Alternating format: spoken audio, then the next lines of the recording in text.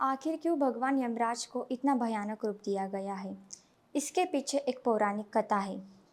एक बार का समय था जब हिंदू धर्म के अनुसार पूरे देवताओं में भगवान यमराज सबसे ज़्यादा खूबसूरत थे और सुंदर थे, और इसी वजह से स्वर्ग की अप्सराएं उनसे आकर्षित होती थी। और इसी बात का भगवान यमराज को बहुत घमंड हो गया था, और उसकी वजह से वो अपने कर्म से, वो अपने कार्य से दूर हो जा रहे थे।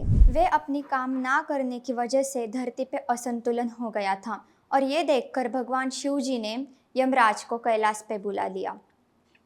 और जब यमराज जी कैलाश पर्वत पर आए, तब भगवान शिव जी ने उनको कहा कि कैलाश के पास एक तालाब है, उस तालाब से पानी लेकर आओ।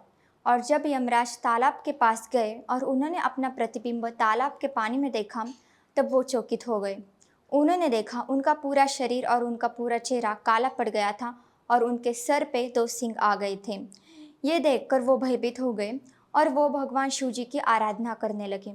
लेकिन तब तक बहुत देर हो गई थी। तब तक भगवान शिव जी अपनी आराधना में, अपनी तपस्या में लीन हो गए थे।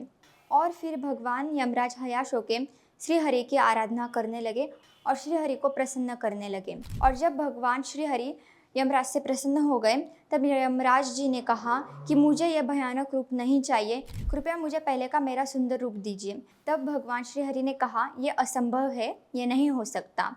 तब यमराज जी श्री हरि से प्रार्थना करने लगे कि मुझे मेरा पहले का रूप चाहिए। तब श्री हरि ने कहा कि तुम्हें तुम्हारा पहले का रूप वापस तो नहीं मिल सकता, लेकिन तुम्हारे सर के ऊपर जो 2 सिंह है वो निकल सकते। तब से यमराज जी को एक भैंसा दिया गया और वो 2 सिंह उस भैंसे को लगाए गए, और तब से वैसा यमराज जी का वाहन हो गया।